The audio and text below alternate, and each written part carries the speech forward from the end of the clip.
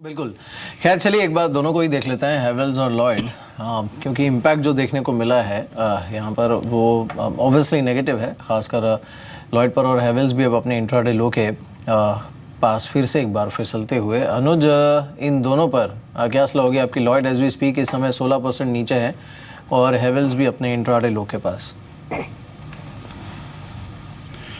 देखिए, जहाँ तक लॉयड की बात है तो इस न्यूज़ के बाद एक काफ़ी बड़ी नेगेटिव कैंडल देखने को मिली है, लेकिन एक अच्छी बात यह है कि 200 डेज मूविंग एवरेज है जो तकरीबन इस वक्त 270 280 के 265 के आसपास ट्रेड हो रहा है। उसी लेवल के आसपास कैश मार्केट में भी ट्रेडिंग हो रही है। तो यहाँ पर एक टेक्निकल सपोर्ट तो ज़रूर से बनता है, लेकिन इतनी बड़ी नेगेटिव कैंडल आने के बाद मेरे ख्याल से काफ़ी लंबा वक्त लगेगा फिर से जो लेवल हमने फ्राइडे को देखे थे उन लेवल्स तक ही पहुँचने के लिए, जो तकरीबन 320 325 के आसपास थे। तो मेरे ख्याल से लॉयड में अभी टेक्निकली एक सपोर्ट है, लेकिन लेने की सलाह नहीं दूंगा। हैवेल्स का स्ट्रक्चर थोड़ा सा वीक होता हुआ नज़र आ रहा है। 415 के नीचे के मुझे लगता है कि उसमें और भी वीकनेस देखने को मिल सकती है। हालांकि आज एक काफ़ी बड़ी नेगेटिव कैंडल बन के आ रही है, तो मैं किसी भी उछाल में बेचने की सलाह दूंगा। अगर किसी भी स्टॉप लॉस की बात करें कि शॉर्ट पोजीशन के लिए, तो 422 से ऊपर के स्टॉप लॉसेज मेंटेन करें और डाउन साइड के इनिशियल टारगेट तकरीबन 385 388। एक शेयर देखिए डीसीबी बैंक, ये ना केवल साल के उच्चतम स्तर पर पहुंचा है बल्कि इसका डेरिवेटिव का इफेक्ट जो इससे कह सकते हैं ना वो पूरी तरह से दिख रहा है। ये करीब 13.5% की बढ़त के आसपास, अब करीब 12% है, इस पर ट्रेड कर रहा है। F&O में करीब 13% की मजबूती इसके अंदर है। ये सिर्फ फरवरी कॉन्ट्रैक्ट है। आप इसका अगर आप इसका मार्च कॉन्ट्रैक्ट देखेंगे आपको दिखेगा कि यहाँ पे बिल्डअप काफ़ी स्ट्रॉन्ग है और 100% से ज़्यादा ओपन इंटरेस्ट के साथ ये शेयर ट्रेड कर रहा है। रही बात इसकी डिलीवरी वॉल्यूम की, तो वो भी इसके अंदर ठीक ठाक ही देखने को मिल रहे हैं, क्योंकि साल के उच्चतम स्तरों पे है। डिलीवरी वॉल्यूम भी यूजली रहते ही हैं, तो 30% का दिन के उच्चतम स्तरों पे ये शेयर ट्रेड करते हुए डेरिवेटिव इफेक्ट्स भी पूरी तरह से यहाँ पे कैलकुलेट हो रहा है। एक बार गौरव इस चार्ट को भी देखिए, डीसीबी को होल्ड करना चाहिए कि अभी प्रॉफिट बुक करना चाहिए? ठीक, मेरे हिसाब से आपको एटलीस्ट अपनी आधी क्वांटिटी में प्रॉफिट बुक कर लेना चाहिए। इसमें काफ़ी अच्छा ओपनर्स बिल्डअप हुआ है, लेकिन प्राइस एक्शन भी फॉलो हो चुका है। तो अगर निफ्टी में थोड़ी भी वल्नरेबिलिटी आती है तो इसमें आपको अनवाइंडिंग बहुत जल्दी शुरू होते हुए आपको देखने मिल जाएगी। तो वो लिहाज से हाफ प्रॉफिट बुक कीजिए, बाकी आप कैरी कर सकते हैं। यहाँ से 3-4% की अपसाइड और पॉसिबल है इसमें। ठीक है। इस बीच एक शेयर है एक्साइड इंडस्ट्रीज़, ये भी डेरिवेटिव का ही स्ट्रॉन्ग कैंडिडेट है। इसके अंदर करीब 200% से ज़्यादा का ओपन इंटरेस्ट है अगले सीरीज़ के अंदर, और ये आज 2.5% ऊपर है। अनुज, एक बार मेरे को इस पर बताइए, अगर कोई सौदा आज 210 रुपये के ऊपर लिया गया है, 210 का स्टॉप लॉस लगा के कम से कम 240 का टारगेट मिल जाएगा, क्योंकि बहुत स्ट्रॉन्ग मूव देता है जब भी ये शेयर चलता है। तो कम से कम 10 रुपये मिल जाएंगे अगर 2-3 दिन में शेयर चलने वाला है। तो चलेगा या नहीं चलेगा? जी टीम पे आपने बिल्कुल सही कहा कि जब भी इसके अंदर किसी भी ब्रेकआउट के बाद जो मोमेंटम आता है वो काफ़ी स्ट्रांग रहता है। आज एक अच्छा मूव देखने को मिल रहा है वॉल्यूम्स के साथ। 215 218 के ही इनिशियल रेजिस्टेंसेस बनते हैं, क्योंकि एक साइडवेज मूव है 200 से लेकर 220 की रेंज में। तो एक बार 220 के ब्रेकआउट मिलते हैं तो एक टेक्निकली ज़रूर से एक लॉन्ग इनिशिएट की जा सकती है, जो तकरीबन 240 जो आप टारगेट की बात कर रहे थे उसी के लिए इनिशियली होगी। लेकिन आज अगर किसी ने अपनी लॉन्ग पोजीशन इनिशिएट कर रखी है तो मैं ज़रूर से बोलूँगा कि 210 से नीचे आज का जो लो बना हुआ है वो तकरीबन बनता है 208 के आसपास। तो आज के लोस को ही 208 के स्टॉप लॉसेस के साथ अभी लॉन्ग कर सकते हैं। आप प्रीएम्प्ट कर रहे हैं कि ऊपर में आपको 220 के ब्रेकआउट मिल रहे हैं, अगर नहीं मिलता है तो फिर से एक साइडवेज मूव चालू हो सकता है। लेकिन तब भी आप एक अपसाइड के लिए खेल सकते हैं, 4-5 रुपए की अपसाइड के लिए। लेकिन अभी जो डाउन साइड में स्टॉप लॉस मिलेगा वो 208 से नीचे का मिलेगा। तो रिस्क रिवॉर्ड इतना फेवरेबल नहीं जानता। मैं वेट करूंगा 220 के ब्रेकआउट का, उसके बाद लॉन्ग पोजीशन इनिशिएट करूंगा। 210 की लॉन्ग पोजीशन के लिए 208 से नीचे के स्टॉप लॉसेस मेंटेन करें। इनिशियल टारगेट तकरीबन 220। ऑलराइट। एक बार निफ्टी बैंक को देखते हैं, ये करीब 50 पॉइंट ऊपर।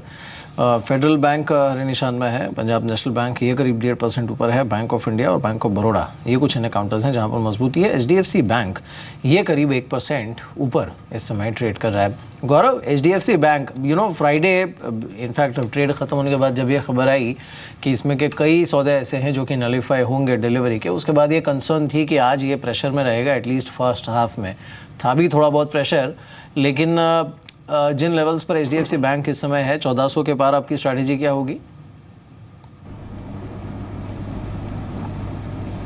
ये फिलहाल यहाँ पे मैं कुछ इसमें ट्रेड लेना नहीं चाहूँगा, एक थोड़ा और वेट करना चाहूँगा। इसमें अगर आप देखेंगे तो जो उस दिन लेवल्स आए थे उससे एक अच्छी खासी अनवाइंडिंग देखने मिली थी हमको, और 1370 पे सपोर्ट भी लिया। तो अगर 1370 के नीचे अगर ये आता है तब इसमें आप पुट ले सकते हैं, और अगर बाई करनी है तो मुझे लगता है 1420 1425 के पहले इसमें बाई करना थोड़ा रिस्की हो सकता है।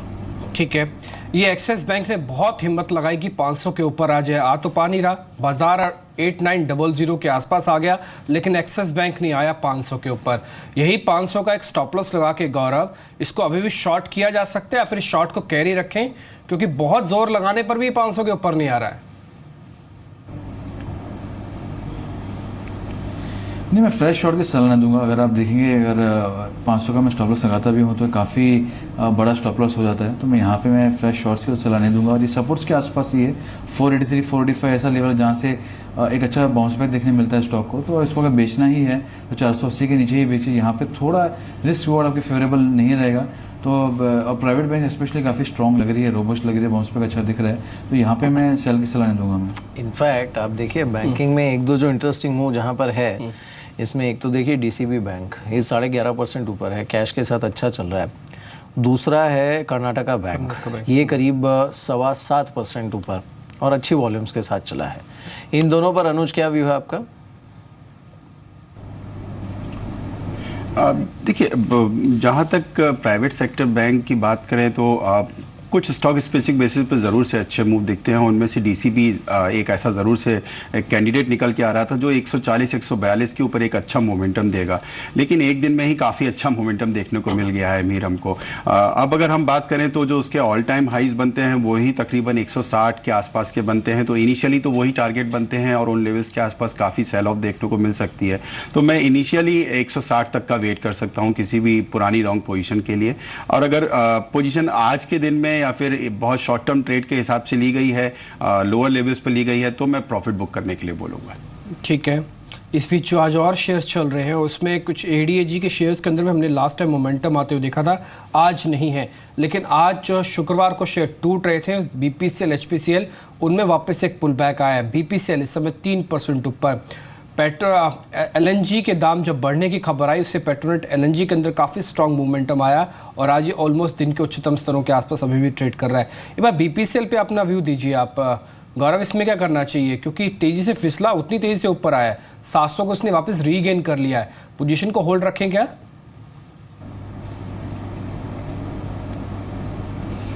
जी, पोजीशन को होल्ड कर सकते हैं, लेकिन मैं कहूँगा अमॉन्ग दी 3 नेम्स मुझे आईओसी अच्छा लग रहा है। आज से मोमेंटम भी सबसे कम दिया है, और अगर आप पोजीशंस देखेंगे थोड़े बहुत लॉन्ग्स बनते हुए देखे जा रहे हैं, और स्विंग आया नहीं, प्राइस स्विंग अभी आया नहीं, तो मुझे लगता है 1% के स्टॉप लॉस से आप आईओसी ले सकते हैं फ्रेश ट्रेड के लिए। जिन्होंने ऑलरेडी बीपीसीएल बाय किया है, मुझे लगता है उनको आप 694 693 के स्टॉप लॉस से होल्ड कर सकते हैं। अगर ये 695 होल्ड करता है तो एक बार ये 700 से 715 2 दिन के अंदर टेस्ट करने की काफ़ी क्षमता रखता है।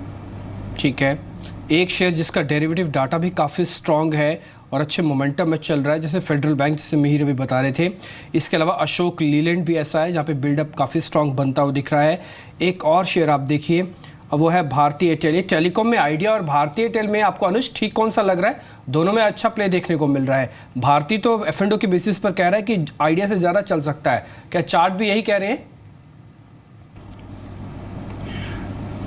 जी डिम्पी, अगर दोनों में सेलेक्ट करना होगा तो मैं कहीं ना कहीं भारती के साथ जाना चाहूँगा। हालांकि इनिशियली अभी देखूं तो तकरीबन 380 378 की जो रेंज है वो इनिशियल रेजिस्टेंस बनती है, बट वॉल्यूम के पिछले मूव को देखते हुए मुझे लगता है कि अगर बाजार में स्ट्रेंथ मिलती है तो यहाँ पर हमें ज़रूर से 380 के ऊपर के ब्रेकआउट देखने को मिलेंगे और फिर एक अच्छा मोमेंटम देखने को मिल सकता है जो अपसाइड में तकरीबन 428 430 तक के लिए एक्सटेंड हो सकता है। तो मैं अगर दोनों में आइडिया या भारती में से सेलेक्ट करना है तो मैं लॉन्ग पोजीशन भारती में लेना चाहूँगा। हालांकि मोमेंटम के लिए एक बार वेट करूँगा कि 380 के ऊपर का क्लोज मिल जाए और उसके बाद एक अच्छा मोमेंटम देखने को मिले, लेकिन जिस तरीके का स्ट्रक्चर है मेरे ख्याल से आने वाले समय में ये ब्रेकआउट देखने को मिल सकता है। गौरव, इस बीच जीएमआर पर आपकी क्या सलाह है?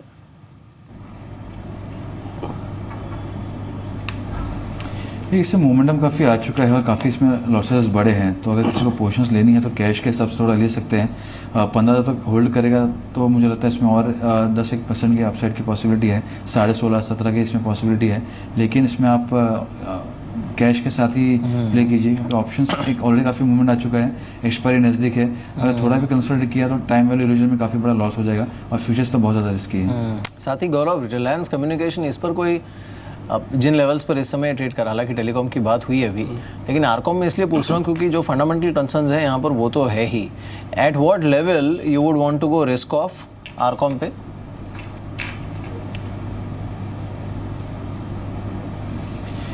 देखिए, इसमें जो रिस्क ऑफ की अगर बात की जाए तो 30 के नीचे, 30-31 का इसका काफ़ी अच्छा सपोर्ट है। उसके नीचे अगर जाता है तो आप या तो पुट्स ले सकते हैं या शॉर्ट्स कर सकते हैं या एग्जिट कर सकते हैं। और अगर रिस्क लेनी है वो कि मुझे बाय करना है तो 37 के ऊपर ही, जब तक ये 32 से 36 के बीच में है, मुझे लगता है ये सिर्फ एक आपको डायरेक्शन दिखाएगा, वोलेटाइल मूव्स दिखाएगा, लेकिन एक ट्रेंड आपको दिखाना इसमें नहीं देखने मिलेगा। तो मुझे लगता है फिलहाल वेट करना चाहिए। ठीक है, एक और शेयर जिसने आज एक क्रिटिकल हर्डल को पार किया एक्सपायरी से पहले, वो है डिश टीवी। 91 के ऊपर है, बिल्डअप स्ट्रॉन्ग है। अनुज, एक बार आपकी रिकमेंडेशन चाहिए, दिन के उच्चतम स्तरों पे है, 91 पे इस पर और डॉट उसी लेवल पे अभी ट्रेड भी कर रहा है। 89 का एक स्टॉप लॉस लगाएं, 96 का टारगेट एक्सपायरी तक मिल जाएगा। आप डिम्पी इसी एक्सपायरी की बात कर रहे हैं? जी, इसी एक्सपायरी की जो बुधवार को होने वाली है। जी, नहीं, मुझे अभी डिम्पी लगता है कि कहीं ना कहीं 91, 92 के काफ़ी स्ट्रॉन्ग रेजिस्टेंसेस रहेंगे। मुझे ये लगता है कि वो जल्दी में क्रॉस होने वाले हैं। हालांकि अगर 96 के टारगेट के लिए बाय करना है तो मैं 92 के ब्रेकआउट का वेट ज़रूर से करूंगा। अगर वो मुझे कल देखने को मिलता है तो एक मोमेंटम देखने को मिल सकता है, जो आप टारगेट दे रहे हैं 96 तक का, तो मैं 92 के ब्रेकआउट का वेट करूँगा। अगर वो देखने को मिलता है तो ज़रूर से लॉन्ग जाने की कोशिश करूँगा। किसी भी लॉन्ग पोजिशन के लिए इस वक्त 88 से नीचे के स्टॉप लॉसेज मेंटेन करें और 92 के ब्रेकआउट के बाद ही एक अपवर्ड मोमेंटम देखने को मिलेगा, जो तकरीबन 96 तक हो सकता है। लेकिन मेरी पर्सनली सलाह है कि मुझे अभी इस एक्सपायरी में मुश्किल लगता है 96।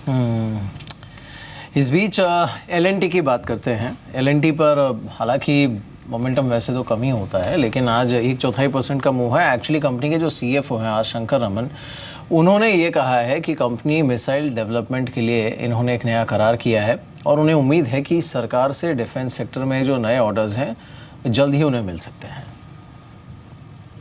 Our efforts over this period has been to work with the defense PSUs so that our capability gets established and we build a track record. And B, the recent joint venture, it's not so much about investing a lot of money.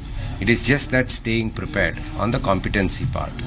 It will enable our competency in certain areas to improve.